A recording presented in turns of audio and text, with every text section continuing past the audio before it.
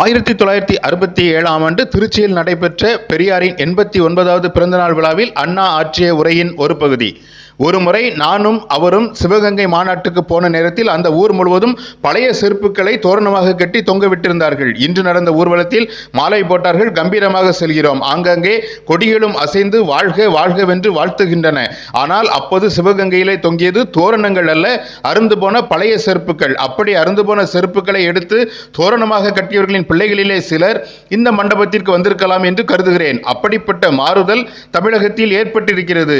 முதலில் அவரை புரிந்து கொள்ள மறுத்தார்கள். புரிந்து கொள்ள மறுத்தவர்கள் பிறகு புரிந்து ஏற்றுக்கொண்டனர். ஏற்றுக்கொண்டவர்களும் விரல் விட்டு எண்ணக்கூடியவர்கள் தான் அப்போது இருந்தார்கள். இப்போது அவர் பேசுவது எல்லோருக்கும் புரிந்துவிட்டது.